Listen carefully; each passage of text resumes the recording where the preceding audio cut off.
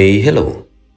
Balik lagi di channel Spoiler Moon dan kita akan lanjutkan lagi kisah hidup Tuan Muda Yun. Lur, sebelumnya sorry banget, disclaimer. Ini gue lagi pulang kampung karena ada doa 1000 hari mbah. Dan mic aneh rusak. Jadi ini nanti suaranya mungkin akan berbeda dari biasanya.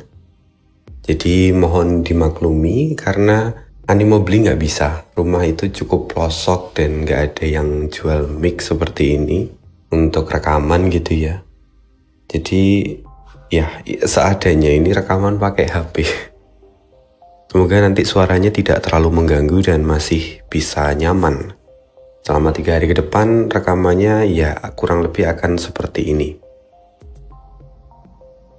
Oke, di part sebelumnya Yun Xiao mengikuti arus dan berakhir terbawa ke dalam sebuah organisasi aneh yang diberi nama Ice Cube atau balok es. Mereka ini adalah perkumpulan orang-orang yang memuja Jiang Ruobing. Bahkan mereka mendeklarasikan diri menjadi penjaga pribadi Jiang Ruobing. Ya tentunya bagi Yun Xiao ambisi mereka itu konyol. Tapi Yun Xiao melihat sebuah celah, di mana kalau dia cukup beruntung, maka mungkin dia bisa memanfaatkan organisasi Ice Cube untuk berhubungan dengan keluarga Jiang dan mendapatkan mutiara bulan. Karena itu Yun Xiao lalu kemudian mengikuti organisasi ini. Nah, untuk tahu kelanjutan kisahnya, kita sambung kisah hidup Tuan Muda Yun di part 51. Oke, jika aku bergabung dengan asosiasi, apakah aku bisa melihat Xiao Sui? Tanya Yun Xiao. Su Jingyi mengangguk. Tentu saja, tapi Xiao Sui hanya muncul sebentar.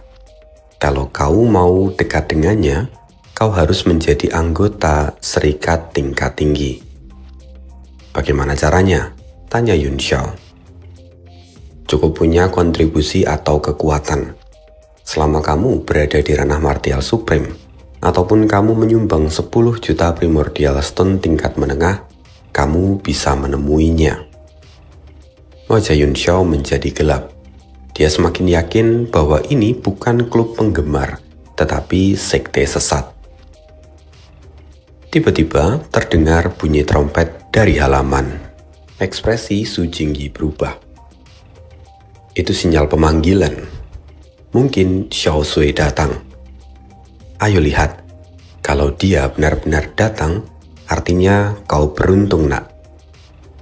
Tubuh gemuk Su Jingyi melompat dengan lincah menuju aula. Yun Xiao mengikutinya. Ia ingin tahu seperti apa pelayan Jiang Ruobing itu. Tak lama, lebih dari 100 orang berkumpul di aula. Aula itu tampak penuh sesak. Dengan indera ilahinya, Yun Xiao bisa menilai bahwa kebanyakan dari mereka adalah martial emperor tingkat awal. Sementara beberapa orang tua duduk di atas. Tampaknya mereka adalah para administrator. 4 diantaranya adalah martial supreme. Sisanya naik jabatan karena mereka menyumbang primordial stone. Orang yang meniup trompet juga adalah seorang administrator. Setelah memperhatikan semua orang, administrator peniup trompet berseru, "Sambut kakak Xinghua dan kak Xiao Sui." Riuh tepuk tangan terdengar menyambut seorang laki-laki tampan, lalu seorang wanita gemuk yang berbaju kotak-kotak berjalan di belakangnya. Mata Yun Xiao hampir meloncat. Seharusnya dia bukan Xiao Sui atau kalau diartikan salju kecil, melainkan bola salju karena dia gemuk dan bulat. Sementara itu, Su Jingyi sendiri memandang penuh kekaguman dan matanya berbinar. Wajah Yun Xiao semakin suram. Bagaimana mungkin orang ini adalah seorang pelayan? Dengan tubuhnya yang gemuk, Dia bahkan tak bisa menunduk. Setelah itu, administrator mengangkat tangan, menghentikan seruan dan tepuk tangan. Selamat datang saudari Xiao Sui di klub Ice Cube kami. Semoga Dewi Ruobing memberkati. Kerumunan orang menjadi histeris, meneriakkan nama Xiao Sui dan Jiang Ruobing. Su Jingyi ikut melolong. Demi Dewi Ruobing dan Nona Xiao Sui, kami rela melewati api dan air demi kalian. Xiao Sui tertawa, sebelum pada akhirnya dia berkata, Nona menyuruhku untuk menyapa kalian. Terima kasih sudah mendukung Nona. Dan Nona juga menyukai kalian semua. Su Jingyi dan yang lain lebih melolong seperti serigala. Suasana di sana menjadi semakin gila. Yun Xiao mengerutkan kening. Dengan indera ilahinya, dia memastikan tak ada sihir ataupun kerusakan jiwa pada mereka.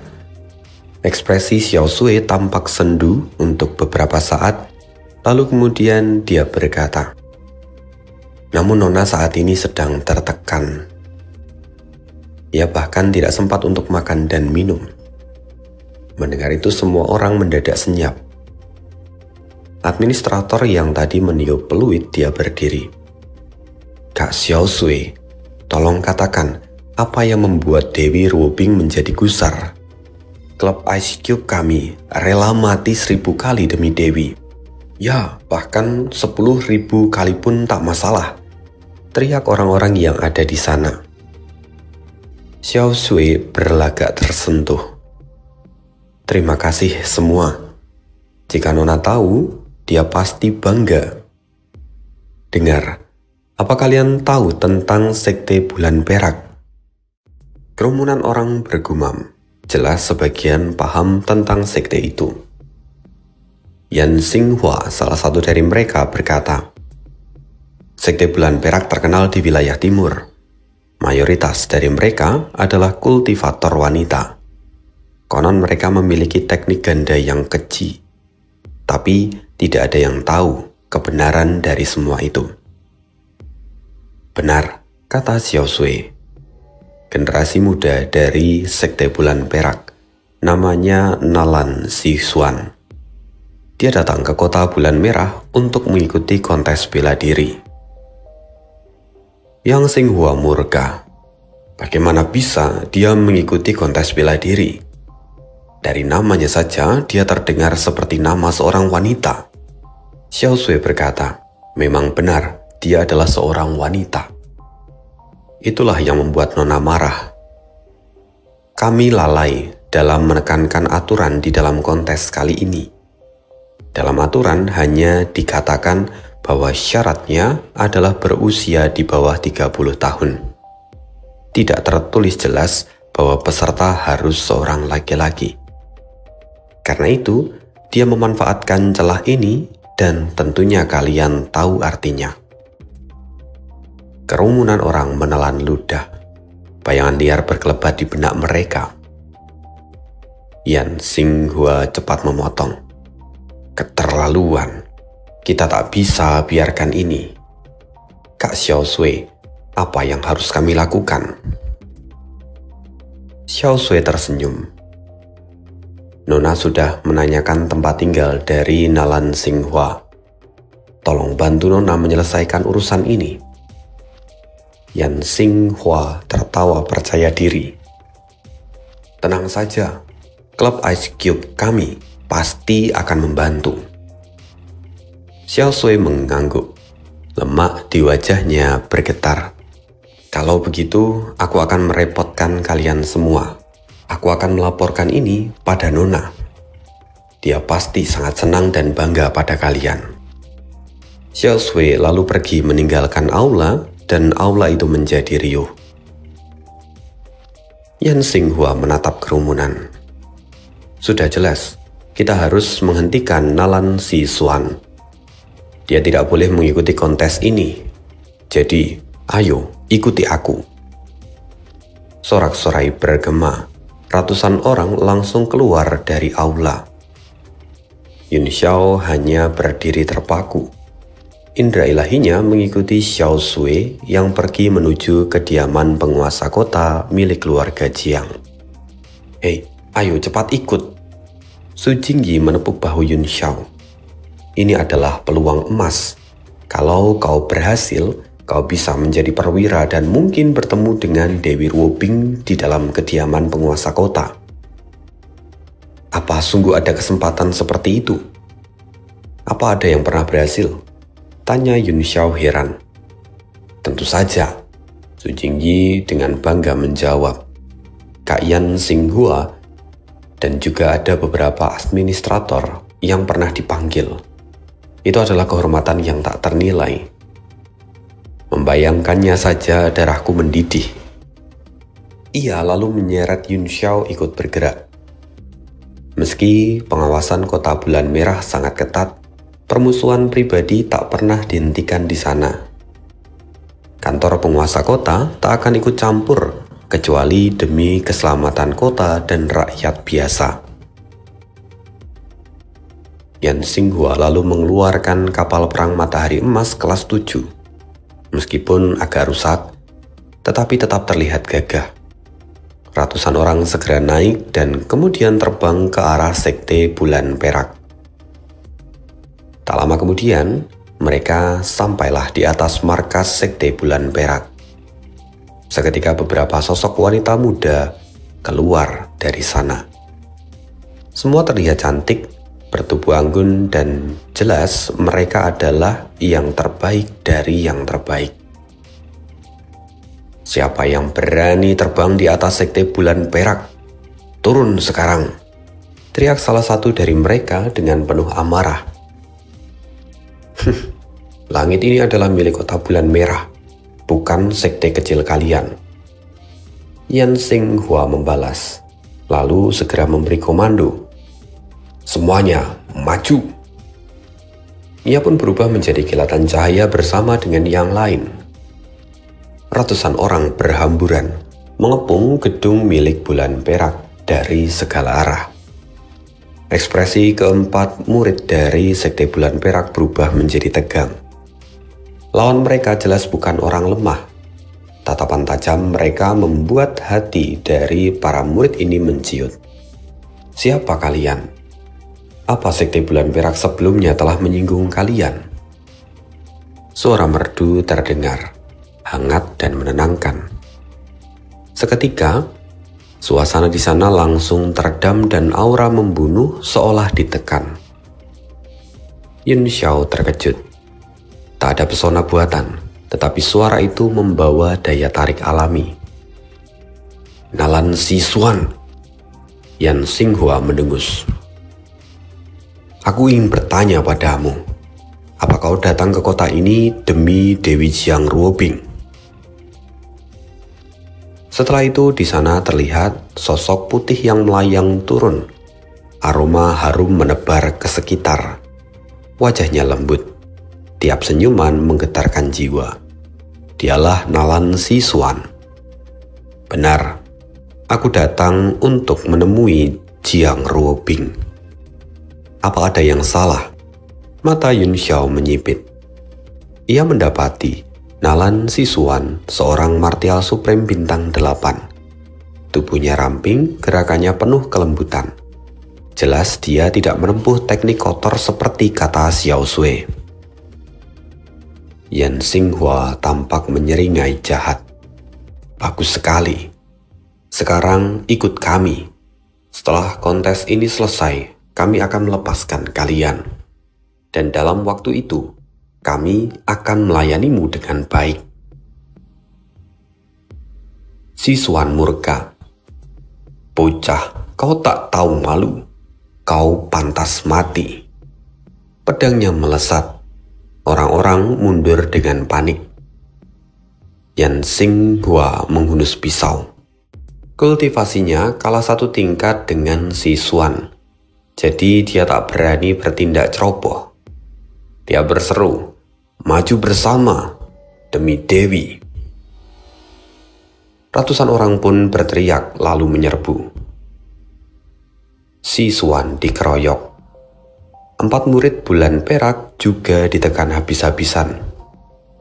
Untungnya, 4 orang martial supreme lain muncul dari dalam gedung, memaksa sebagian lawan untuk berbalik saat menghadapi mereka. Yan Xinghua melontarkan hinaan kotor. Serangan suara menusuk telinga si Xuan. Wajah si Xuan pun memerah malu dan gerakannya sedikit goyah. Pedangnya makin terdesak. Di saat kritis itu, kilatan petir menyambar menghantam pedang Yan Xinghua. Bilahnya bergetar keras, niat membunuhnya sirna. Yan Xinghua kaget. Ia buru-buru menangkis dan berteriak, "Siapa itu? Keluar!" Si Xuan tertegun. Tanpa bantuan itu dia pasti sudah terluka. Ia menundukkan kepala dan bersyukur. Si Xuan berterima kasih pada Tuan yang telah menyelamatkanku. Kemudian sebuah suara terdengar dari langit. Tidak perlu terlalu sopan, adik si Xuan. Seorang pemuda muncul. Dia membawa kipas bulu di tangannya dan tersenyum lebar di wajahnya.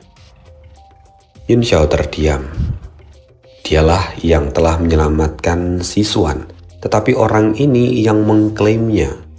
Jelas orang ini bukanlah orang baik. Su Jingyi yang ada di samping Yun Xiao berkata, dia adalah si Men Jinlin, salah satu dari 7 anak bintang timur.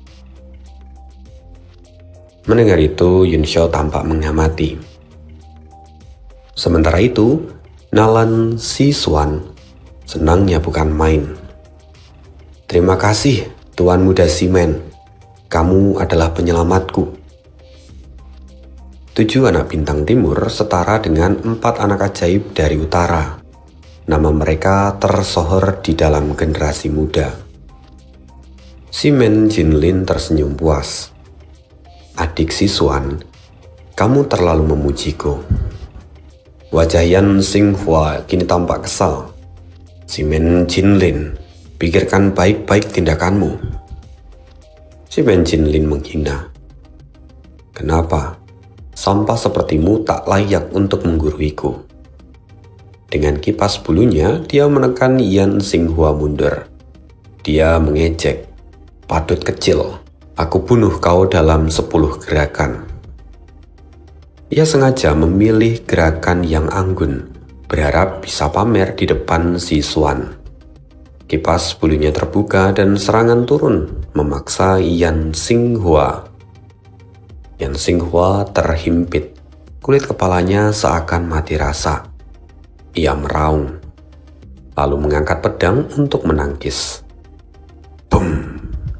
Benturan membuat udara bergetar. Seketika wajah si Men Jinlin berubah. Dari balik pedang lawan, tekanan menghantamnya. Kipasnya hancur, dadanya remuk dan darah memuncrat. Ia terempas jatuh tepat di kaki si Xuan. "Tuan Muda Simen, apa kamu baik-baik saja?" Si Xuan kaget, buru-buru dia menolongnya. Si Men Jinlin batuk darah. Dia memaksakan diri untuk berdiri sambil berkata, "Aku baik-baik saja." Tapi tubuhnya tampak gemetar hebat. Dia dan si Xuan sama-sama terkejutnya. Bagaimana mungkin Yan Xinghua mendadak sehebat itu? Yan Xinghua sendiri juga bengong. Dia tak mengerti kenapa pedangnya barusan bisa melukai lawan sekuat si Men Jinlin. Ia menoleh. Tak ada orang lain yang memungkinkan untuk menolong dia. Tapi bagaimana serangannya menjadi begitu kuat? Yun Xiao menjibir dalam hati. Bocah sombong memang pantas kena batunya. Lalu setelah itu Yan Xinghua tertawa terbahak-bahak. "Surga berada di pihakku. Si Xuan, serahkan saja yin primordialmu, akan kugunakan itu dengan baik." Ia lalu mengayunkan pedangnya. Ki pedang membentuk pelangi, menutup ruang gerak. Si Xuan pucat. Ia hanya ingin menemui Jiang Ruobing di kota bulan merah. Dia tak menyangka malah terjebak seperti ini. Teknik yin primordial milik Sekte Bulan Perak adalah harta yang selalu diburu oleh banyak orang. Terlebih, tubuh Sisuan adalah yin kuno. Jika sumber asalnya direbut, hidupnya akan tamat dan kehormatannya pun akan hancur. Simen Jinlin ketakutan. Dia melompat mundur, berteriak, "Adik Sisuan, aku akan memanggil bala bantuan." Tahanlah sebentar. Ia tanpa menoleh lagi lalu kabur. Menurut Simen Jinlin, nyawanya lebih berharga daripada pertempuran ini. Sisuan terdiam. Getir terasa. Jadi sang penyelamatnya barusan ternyata malah melarikan diri sendirian. Sungguh menyedihkan. Mata Yan Xinghua berbinar. Dia ingin membunuh Simen Jinlin, tapi prioritasnya adalah merebut yin primordial milik Nalan Sisuan. Dengan itu, maka dia akan bisa menembus ranah martial supreme. Yun Xiao tampak mengamati. Dan saat dia hendak bergerak lagi, tubuhnya tiba-tiba membeku. Ia berhenti karena dia merasakan aura yang familiar. Aura mendominasi turun dari langit. Tombak panjang melesat menabrak pedang Qi milik Yan Xinghua, seperti seekor naga. Pedang Yan Xinghua bergetar lalu patah. Ledakan kekuatan naga meledak, membuat Yan Xinghua memuntahkan darah dan terpental dengan wajah ketakutan. Seorang laki-laki muncul di samping Nalan Xinghua. Dia menancapkan tombaknya ke tanah. Petir meledak di bawah, lalu mengguncang jalan dan memecah udara. Yan Xinghua terkejut. Tubuhnya berubah menjadi cahaya dan melarikan diri sambil berteriak, "Mundur! Musuh berbahaya!" Segera orang-orang dari Ice Cube kabur bagaikan burung yang tercerai-berai. Su Jingyi ikut lari, tak kalah cepat dari mereka. Sementara Yun Xiao, saat dia hendak pergi, sebuah aura telah menguncinya. Laki-laki yang memegang tombak menatapnya dingin. "Masih ingin kabur setelah kau melihatku?" Belati seakan menusuk punggung Yun Xiao. Dia tahu tombak itu sekarang diarahkan padanya. Yun Xiao berbalik sambil tersenyum. "Tak kusangka saudara Luo masih mengenaliku." "Tentu saja aku mengenalimu meski kau telah berubah menjadi abu. Kau yang menghancurkan cincin roh surgawiku. Tak mungkin aku akan melupakanmu." Laki-laki itu mengangkat tombaknya dan mengarahkannya ke tenggorokan Yun Xiao. Orang ini adalah Luo Qingyun, sosok yang pernah ia temui di Gunung Meru dulu. Nalan Sisuan merasa lega dan kemudian berterima kasih. "Terima kasih saudara Luo Qingyun." "Saudara Luo, apakah kamu mengenal anak ini?" Bagi Sisuan, Yun Xiao hanyalah sampah di tingkat Grandmaster bintang 5. Seharusnya tidak mungkin Luo Qingyun mengenalnya. Simen Jinlin yang tadi melarikan diri, ternyata dia masih belum jauh. Dia mengamati semuanya dari kejauhan gitu. Wajahnya pucat, matanya suram. Dia memang sengaja tinggal di sana, karena dia takut kalau yin primordial dari Nalan Sisuan diambil orang lain. Kalau itu sampai terjadi, maka harga dirinya akan hancur. Jadi dia memutuskan untuk tetap tinggal. Yun Xiao tertawa kecil. "Saudara Luo, tombakmu terlalu tajam. Hati-hati, itu bisa melukai orang. Tolong jangan sakiti aku." Yun Xiao mengayunkan tubuhnya menghindar sedikit.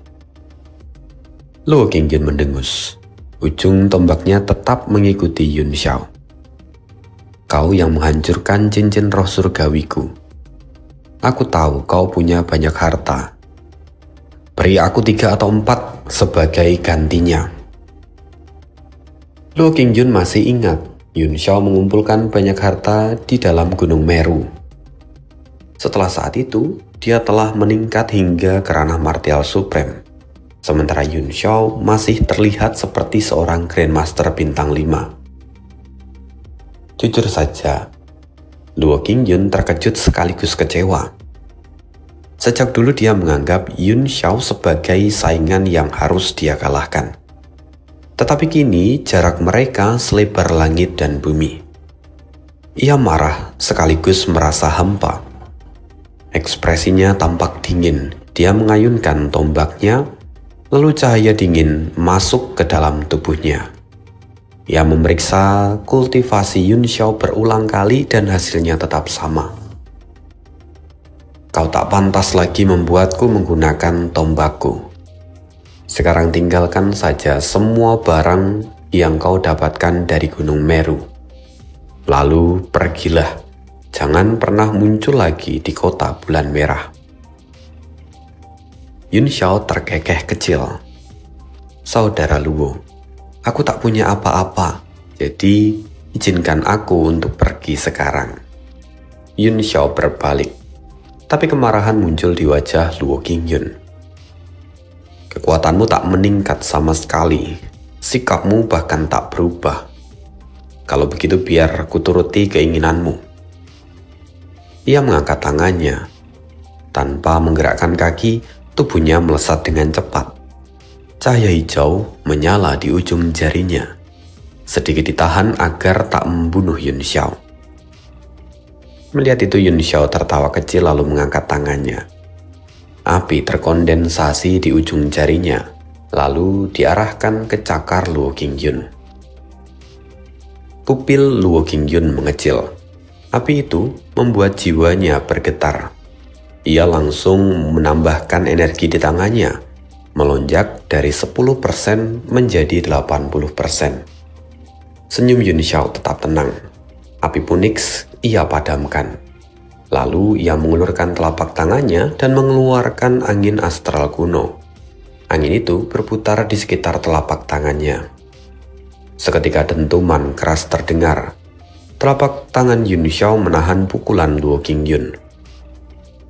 Kak Luo, ayolah jangan bercanda. Kau adalah seorang petarung bintang 7. Apa kau mau meledakkanku dengan sekali pukul? Wajah Luo Qingyun menghitam. Pukulannya itu adalah 80% dari kekuatannya, tetapi pukulan itu dihancurkan oleh angin astral.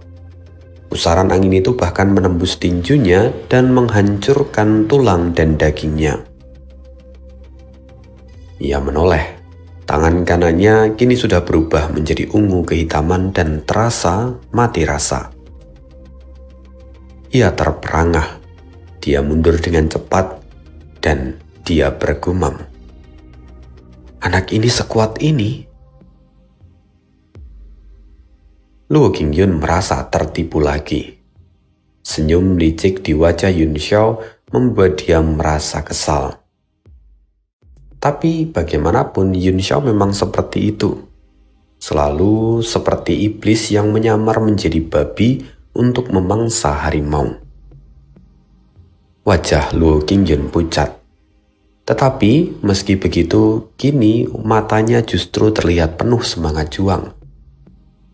Dia justru tampak gembira. Orang yang selalu kucari tak pernah mengecewakanku. Di belakang, Nalan Sisuan panik. Dia maju dan bertanya, Kak Luo, kamu baik-baik saja? Dari kejauhan, Si Wen Jinglin gemetar, marah melihat kepedulian itu. Dadanya dipenuhi rasa benci dan cemburu. Seharusnya aku yang diperdulikan. Semua itu adalah milikku. Luo Qingyun, beraninya kau merebut semua perhatian itu. Tapi Luo Qingyun tak peduli. Meskipun tangannya hancur, dia tahu itu bisa pulih dalam beberapa hari. Justru kini semangatnya semakin naik. Ia mendengus. Aku baik-baik saja. Bocah, Wajahmu makin menyebalkan. Aku ingin menginjaknya. Yun Xiao menyeringai. Banyak yang ingin melakukan itu. Kau harus antri dulu. Luo Qingyun menahan amarah. Aku sibuk sekarang. Aku akan membiarkanmu pergi kali ini. Aku akan mencarimu nanti. Kemarahan di wajahnya kian menjadi surut. Nalan Si Xuan bingung. Ia yakin Yun Xiao punya gerakan khusus. Kalau tidak, Luo Qingyun tak akan berubah sikap begitu cepat. Dunia ini keras. Yang berbicara hanyalah kekuatan. Tanpa kekuatan, tak mungkin Luo Qingyun akan bersikap seperti sekarang. Di tengah kebingungan itu, tiba-tiba sebuah suara kembali terdengar. Haiya, aku terlambat. Kita melewatkan pertunjukan yang bagus. Ruang bergetar dan dua sosok turun dari langit. Yun Xiao kaget melihat kenalan lain yang pernah ia temui sebelumnya. Hari apa ini? Kenapa semua orang berkumpul? Gumam Yun Xiao dalam hati. Nalan Si Xuan gembira. Oh, saudara Suking dari Pavilion Tianzhou dan saudara Pei Mingyuan dari Villa Liu Li. Kalau kalian datang lebih awal, aku tak akan mungkin diganggu. Dengan Kak Luo di sini dan juga Kak Simen, siapa yang berani menindasmu? Pei Mingyuan melirik ke arah Yun Xiao lalu tersenyum. Mungkinkah bocah ini yang melakukannya? Dari jauh, wajah Simen Jinglin memerah. Ia khawatir kalau apa yang ia lakukan tadi dilihat oleh Pei Mingyuan. Bagaimanapun, Pei Mingyuan adalah sesama anak bintang 7. Kalau sampai hal itu tersebar, dia bisa tersingkir dari daftar anak bintang 7. Ia menyesal datang terlalu cepat hanya untuk mempermalukan dirinya sendiri. Nalan Si Xuan cepat menutupi hal itu. Tentu tidak, para bajingan itu sudah diusir oleh saudara Luo. Senyuman berseri, ia menambahkan, saudara Luo dan semuanya, mari masuk, biarkan saya mengucapkan rasa terima kasih. Ekspresi Luo Qingyun berubah sejenak, seakan tak kuasa menahan pesonanya. Ia menjawab, jika Nona Si Xuan menawarkan secara langsung, tidak mungkin aku akan menolaknya. Nalan Si Xuan tersenyum. Tuan muda Simen, saudara Lau Ai, dan teman lama saudara Luo, silahkan masuk juga. Ia memang tak tahu nama Yun Xiao, apalagi hubungannya dengan Luo Qingyun. Maka dia menyebutnya sebagai teman lama. Yun Xiao mencibir. Bagaimana mungkin saya bisa ikut? Kalian semua adalah pahlawan muda wilayah timur. Aku hanya seorang Grandmaster. Aku tak pantas untuk berdiri di samping kalian. Suking terkejut. Kau di sini? Kau masih hidup?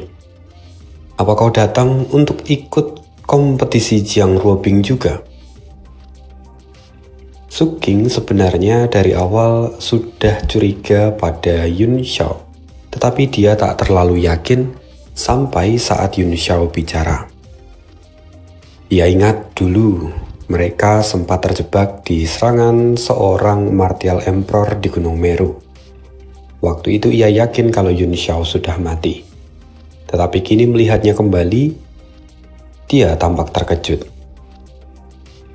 Yun Xiao dengan santai menjawab, aku hanya beruntung. Semua karena bantuan hebat dari saudara Su. Aku saat ini masih bisa hidup. Ekspresi Suking mereda. Kekuatanmu saat itu mengejutkanku. Tetapi sekarang kau masih di ranah Martial Grandmaster. Apa fondasimu rusak karena hal itu? Luo Qingyun mendengus. Hatinya tak puas. Basis kultivasi Yun Xiao memang mengecohnya. Bahkan sempat menghancurkan satu pukulannya. Dia tahu bahwa Yun Xiao dengan sengaja menyembunyikan kekuatannya. Yun Xiao tersenyum. Mungkin begitu. Tetapi melihat sikap saudara Su, kamu pasti sudah masuk ke ranah martial supreme, bukan?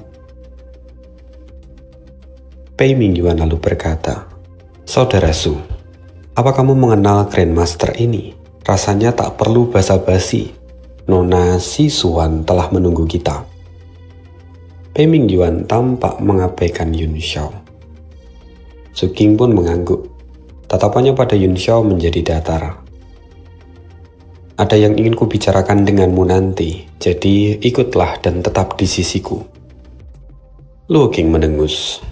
Tapi kini dengan bangga ia tahu bahwa Su King pasti mengincar artefak milik Yun Xiao. Kalau Su King berani menyerang, maka dia pasti akan celaka. Luo Qingyun yakin kekuatan Yun Xiao sekarang justru yang paling menakutkan di antara mereka semua. Nalan Sichuan tersenyum. Kalau begitu, mari silahkan masuk. Kalau terlalu lama berdiri di luar, aku takut orang akan mengatakan bahwa aku tak tahu cara menghormati tamu. Akhirnya mereka pun masuk. Nalan Sichuan memerintahkan pelayannya untuk menyajikan anggur. Semua duduk di kursi masing-masing. Sichuan mengangkat cawan. Terima kasih, Kak Luo, sudah menolongku hari ini. Ini anggur untukmu. Ia berjalan menempelkan cawannya ke cawan Luo Qingyun, lalu menenggak cawan itu sampai habis. Dentuman gelas terdengar. Suasana mendadak ambigu. Para laki-laki yang hadir terpengaruh oleh pesona dari Sichuan. Jantung mereka berdebar. Yin primordial di tubuhnya benar-benar memikat, meskipun gerakannya hanya sederhana. Wajah Simen Jinlin gelap. Hampir dia meneteskan air liur. Kenapa saudara Simen tampak muram? Tanya Pei Mingyuan sambil tersenyum tipis. Ia tahu ada rahasia, jadi dia dengan sengaja mencoba memanaskan suasana. Simen Jinlin hanya bisa mendengus. Mata Sichuan berkilat. Ia menuangkan anggur, lalu berjalan ke depan Simen. Kalau bukan karena tuan muda Simen, mungkin aku juga sudah celaka. Anggur ini tanda terima kasihku. Simen Jinlin pun tersenyum bangga. Saudari Sichuan terlalu sopan. Itu kewajiban seorang pria. Dia mabuk oleh aroma tubuh Nalan Sichuan. Anggur pun makin terasa manis. Tapi tiba-tiba, bang! Gelas di tangannya meledak. Darah menyembur keluar dari mulutnya. Apa yang terjadi? Semua orang terkejut. Nalan Sichuan merasakan kekuatan asing yang sama seperti saat dia diselamatkan dari Yan Xinghua. Jantungnya berdebar. Kalau itu bukan Simen Jinlin, lantas siapa yang menolongnya? Pengecut! Simen Jinlin terhuyung. Darah menetes dari mulutnya. Dia menatap Sichuan dengan dingin. Itu bukan aku, kata Sichuan. Dia buru-buru membela diri. Tapi semua mata kini mengarah padanya. Tatapan Simen penuh dengan niat membunuh. Sichuan sadar penyelamatnya pasti bukan orang ini. Lalu Luo Qingyun dengan tenang berkata, kalau Nona Sichuan mengatakan bahwa itu bukan dia, maka aku percaya. Aura naga menyelubungi tubuh Sichuan, melindunginya. Sichuan pun merasa tersentuh. Pei Mingyuan mengetuk gelas lalu berkata, ledakan itu mustahil terjadi secara tiba-tiba. Tapi kalau itu bukan ulah Nona Sichuan, lantas siapa?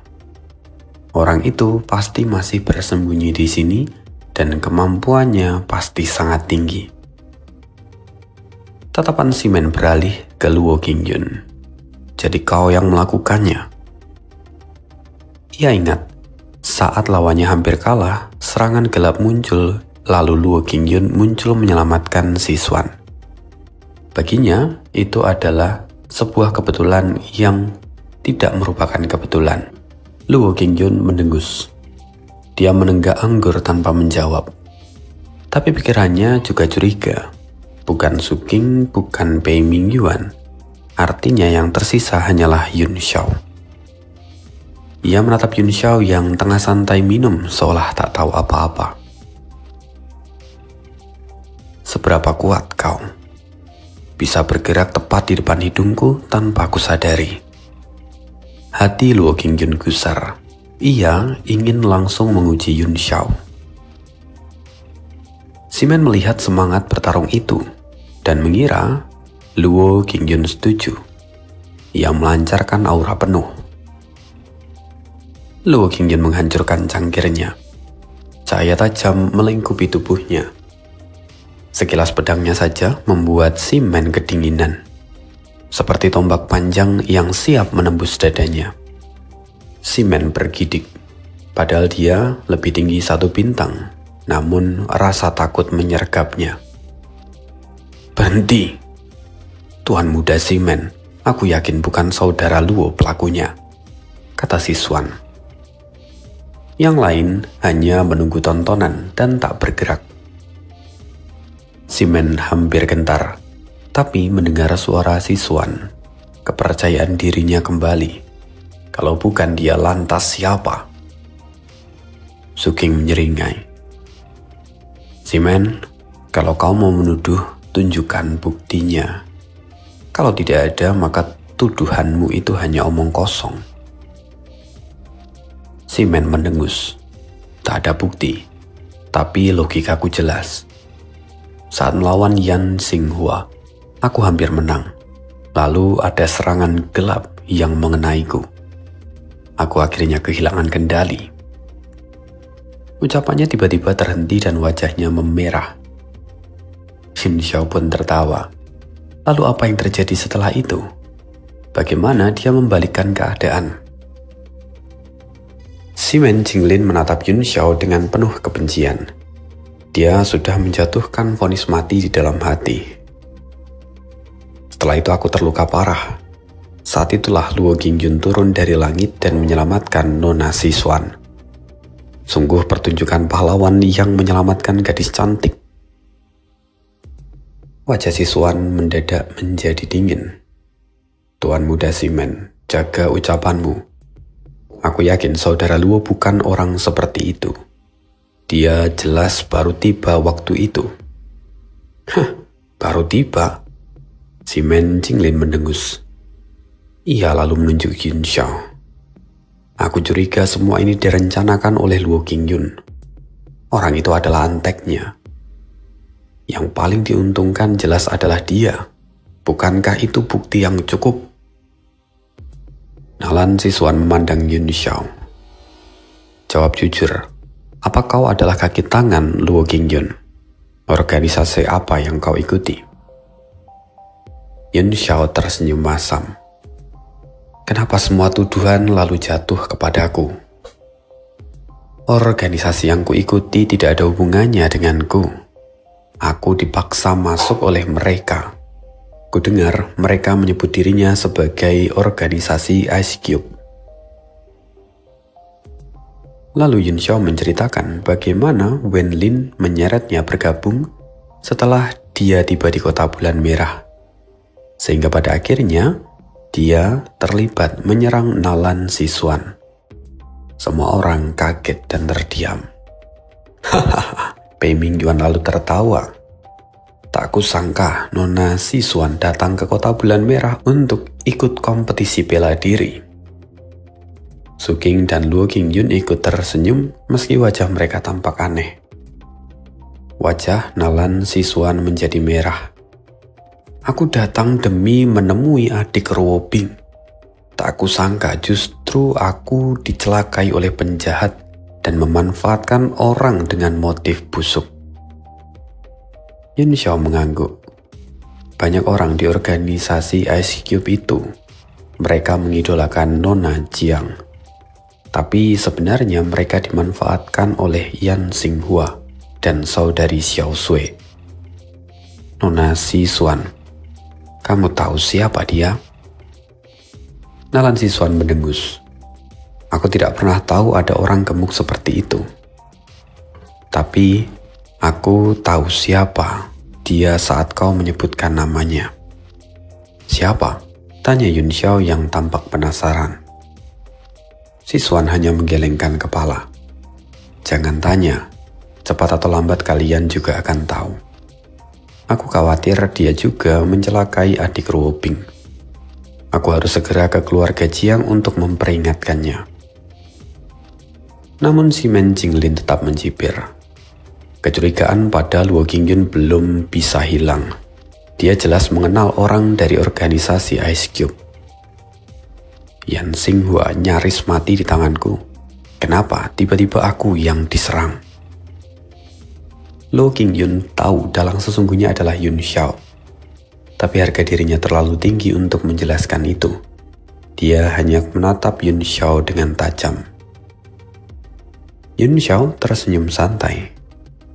Aku juga kenal saudara Su King. Kenapa kau tak mencurigainya? Si Men Jinglin murka. Kami para ahli sedang bicara. Kau hanya Grandmaster kecil. Diamlah. Apa kau tak tahu arti kata mati? Nalan Sisuan menatap si Men Jinglin dengan dingin. Cukup kataku. Saudara Luo adalah pahlawanku. Aku tak ingin mendengar tuduhan lagi. Bersikaplah bermartabat. Ia sudah tahu si Men Jinglin hanyalah pencuri jasa. Kini malah menuduh pahlawannya. Rasa jijik benar-benar memenuhi hatinya. Si Men Jinglin sadar perubahan sikap Sisuan. Wajahnya menjadi semakin hitam. Bagus, kalian semua sepakat untuk melawanku. Aku tak perlu lagi tinggal lebih lama di sini. Selamat tinggal. Pergilah, aku juga tak akan mengantarmu, kata Sisuan. Si Men Jinglin menahan amarah dan menunjuk ke arah Yun Xiao. Jangan kira aku tak bisa menyentuhmu hanya karena kau berlindung di balik Luo Qingyun. Jika aku melihatmu sendirian, nyawamu akan habis di tanganku. Sisuan menatapnya dengan jijik. Bagaimana bisa orang seperti ini masuk ke dalam daftar 7 anak bintang wilayah timur? Bahkan Pei Mingyuan pun merasa malu. Tapi Luo Qingyun tiba-tiba berkata, aku tidak melindunginya. Aku tak ada hubungannya dengan dia. Jika Tuan Muda Simen ingin mencarinya, silahkan saja dan jangan libatkan aku. Semua orang terkejut. Su King pun tersenyum tipis dalam hati. Jadi Luo Qingyun pun adalah orang yang realistis. Dulu di Gunung Meru, mereka terlibat dalam pertarungan hidup dan mati bersama. Tetapi kini, jurang kekuatan di antara mereka membuat dia tak sejalan lagi. Si Men Jinglin tertawa puas. Bagus kalau begitu. Aku akan mengambil nyawa bocah ini. Berdoalah agar jangan sampai kau jatuh ke tanganku. Si Men Jinglin mendengus lalu berbalik meninggalkan tempat itu. Nalan Sisuan mengerenyit. 7 anak bintang wilayah timur tidak sehebat namanya. Pei Mingyuan terbatuk karena dia adalah salah satunya. Ayolah, sampah ada di mana-mana. Tetapi kekuatan si Men Jinglin sesungguhnya lumayan. Namun, menurutku saudara Su lebih pantas menjadi anak bintang. Sayang sekali saudara Luo bukanlah dari wilayah timur. Kalau tidak, kamu pasti terpilih. Su King tersenyum tipis. Saudara Pei, kau terlalu memuji. Dan untuk saudara Luo memang sangat disayangkan. Yun Xiao lalu berkata dengan datar. Tampaknya makin banyak slot, makin turun juga kualitasnya. Wilayah utara hanya memiliki 4 keajaiban utara. Semuanya orang-orang kuat. Sementara timur punya 7. Tampaknya jauh lebih lemah. Keempat lainnya saling bertukar pandang dan memang kata-kata itu masuk akal. Pei Mingyuan mendengus. Meski begitu, gelar anak bintang timur tetaplah terkenal. Bukan untuk dikomentari oleh seekor kucing. Saudara Luo jelas tak akan melindungimu. Si Men Jinling pun sudah menantangmu. Apa kau berharap pada bos organisasimu yang akan datang menyelamatkanmu? Yin Xiao memasang wajah suram. Kak Luo, janganlah begitu. Kenapa kau mau meninggalkanku? Luo Qingyun mendengus. Nyahlah. Su King tiba-tiba berkata, Li Yun Xiao, kalau kau ingin aman, bergabunglah dengan pavilionku. Selama ada aku, tak ada yang berani mengganggumu. Pei Mingyuan dan Nalan Si Xuan terkejut. Su King sengaja menantang anak bintang timur, itu bukanlah hal yang kecil. Luo Qingyun tersenyum acuh tak acuh. Apa bagusnya pavilionmu? Yun Xiao adalah penguasa kota Tianwu. Energi spiritual di sana jauh lebih kaya dari 7 negara adidaya. Kenapa dia harus pergi ke tempatmu yang tandus?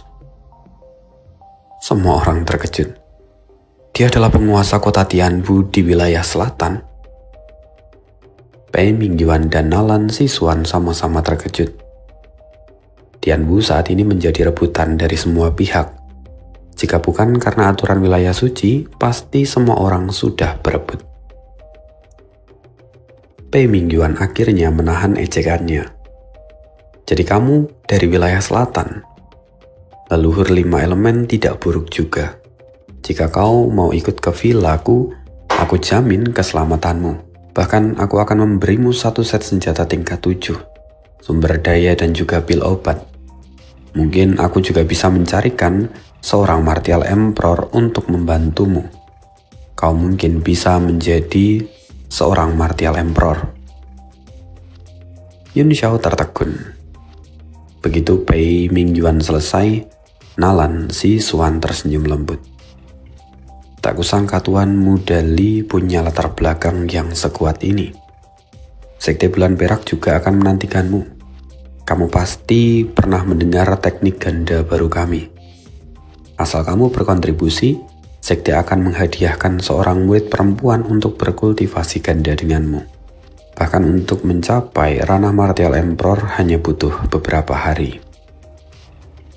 3 orang itu kini berebut dan mengulurkan tawaran.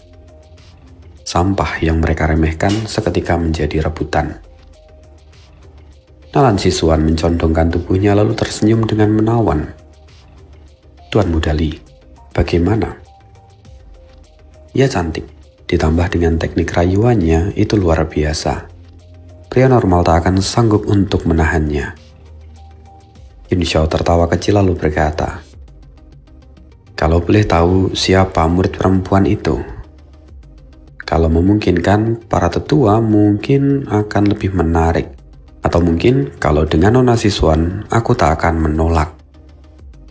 Nalan Si Xuan mengutuk dalam hati. Pikirnya kodok ingin makan angsa. Itu suatu hal yang bodoh. Tapi demi sektenya dia tersenyum genit. Di dalam sekteku banyak saudari yang lebih cantik dariku. Para tetua mungkin akan senang membiarkanmu memilih. Kau bisa mendapatkan beberapa sekaligus. Pei Mingyuan dan Su King menelan ludah ketika mendengar itu. Yun Xiao mencibir. Berapa banyak yang bisa kupilih? Jangan-jangan nanti kamu menipuku, Nona Si Xuan. Ia mengulurkan tangan, seolah ingin meraih tubuh Si Xuan. Nalan Si Xuan mengumpat dalam hati tapi dia tetap tersenyum. Dengan ringan dia menghindar. Tuan Muda Li tak perlu tergesa-gesa. Apa kau mau menerima lamaranku ini? Yun Xiao terkekeh. Aku tak harus bergabung dengan sekte Bulan Perak. Asal Nona Si Xuan setuju dengan satu syaratku, kota Tianwu bisa bekerja sama dengan sektemu. Syarat? Kerja sama? Katakan padaku, kata Nalan Si Xuan yang sedikit terkejut. Yun Xiao lalu berkata, aku butuh mutiara bulan Laut Timur. 24 butir. Kalau kamu bisa memberiku, kotaku akan terbuka untuk sektemu. Yang lain terkejut. Mereka tak menyangka Yun Xiao akan berani meminta sebanyak itu. Siswan lalu berkata, mutiara bulan Laut Timur adalah harta paling berharga. Tak mungkin untuk didapatkan. Kalau memang Tuan Muda Li mau, silahkan pergi ke serikat pedagang. Kalau kamu memang sanggup membelinya, mereka pasti akan menyediakan untukmu. Yun Xiao menggeleng. Aku sudah pergi dan bertanya lebih dari 50 kamar dagang. Semua telah diborong oleh pembantu keluarga Jiang. Kudengar, Nona Siswan dekat dengan Nona muda keluarga Jiang. Siswan menghela nafas. Nyonya, keluarga Jiang adalah ibu Ruobing, tapi bukan ibu kandung. Artinya, mendapatkan mutiara bulan itu tetap saja sulit. Yun Xiao berlagak kecewa. Kalau memang begitu tak ada cara lain. Padahal kota Tianbu sangat berharga. Meski aku penguasa kota, banyak yang tak bisa aku bantu. Siswan mendidih dalam hati. Ia sudah memberi tawaran besar, tetapi Yun Xiao tetap menawar-nawar. Dia lalu berkata dengan dingin, syaratmu terlalu besar. Aku akan coba, tapi ingat bahwa kekuatanmu rendah, sikapmu terlalu tinggi. Di kota bulan merah kau bisa mendapatkan banyak musuh. Yun Xiao tersenyum. Terima kasih. Aku berjalan dengan tegak, kejahatan tak akan bisa mengalahkan kebaikan. Beberapa dari mereka pusing mendengar perkataan Yun Xiao. Saat Siswan hendak bicara lagi, tapi wajahnya berubah. Luo Qingyun berkata, Siswan, kau akan menemui Jiang Ruobing bukan? Bawalah aku. Siswan terkejut. Kak Luo, kau juga ingin ikut kontes itu? Ada sedikit kekecewaan di matanya. Luo Qingyun berkata, ini hanya urusan pribadi. Kalau bisa, aku akan ikut. Tolong jangan tanya lebih. Pei Mingyuan mendengus. Tak kusangka saudara Luo yang santai juga terpikat oleh kecantikan Jiang Ruobing. Kalau begitu, mari kita lihat di arena. Bukankah kau sudah beristri? Luo Qingyun merasa heran ketika mendengar itu. Lalu Pei Mingyuan tertawa acuh. Sebelum datang ke kota bulan merah, aku sudah mengeluarkan 20 surat cerai. Semuanya sudah kuceraikan. Nanti setelah Ruobing menikah denganku, mereka semua akan kuangkat jadi selir. Siswan merasa jijik. Ia mendengus lalu berkata ke arah Luo Qingyun. Kalau begitu, mari pergi, jangan ditunda. Aku akan ke keluarga Jiang. Kak Luo boleh ikut, tapi aku tak bisa membawa yang lain. Pei Mingyuan tertawa. Tak masalah, kita bertemu saja di sana. Lagi pula, nanti ada pertemuan yang diadakan oleh Ruan Simao, kepala dari 7 anak bintang timur. Semua elit muda akan hadir. Utara dan Barat juga mengirimkan ahli. Semoga kau datang, saudara Luo. Pei Mingyuan melirik Yun Xiao dan mencibir. Mungkin wilayah selatan juga mengirim orang. Aku tak tertarik, kata Luo Qingyun dengan datar. Ia lalu bangkit dan pergi bersama dengan si Chuan. Saat melewati Yun Xiao, ia mendengus. Aku akan mencarimu lagi nanti. Siswan lalu memanggil murid dari sektenya. Mereka naik perahu lalu terbang dan pergi. Di perahu kecil milik klan Bulan Perak, Siswan menatap Luo Qingyun dan berkata, Kak Luo, kenapa tadi kau menghentikan aku lewat transmisi suara? Kau bahkan mengatakan di depan si Men Jinlin tidak ada yang melindungi Yun Xiao. Tapi sikapmu seolah menutupinya. Luo Qingyun berkata, bukan anak itu yang kulindungi, tetapi kau. Si Swan tertegun. Melindungiku? Maksudmu? Akan kukatakan padamu, jangan pernah bentrok dengan anak itu. Dia adalah orang yang paling mengerikan yang pernah kulihat di generasi muda benua ini. Bahkan Ruan Zimao, pemimpin 7 putra bintang timur, tak sebanding dengannya. Kau harus berhati-hati. Si Swan terbelalak. Bagaimana mungkin? Bukankah dia cuma seorang martial grandmaster bintang 5? Serigala berbulu domba. Kalau tidak, dia tak mungkin bisa menahan pukulanku. Dia sengaja menyembunyikan kultivasinya. Bahkan yang mengejutkan, aku tak bisa mengetahui sebenarnya dia ada di ranah apa sekarang. Tampak Luo Qingyun sangat kesal. Dan begitulah kisah hidup Tuan Muda Yun hari ini. Sorry banget kalau misalnya rekamannya hari ini agak kurang. Besok dan kemudian hari berikutnya, 3 hari ini.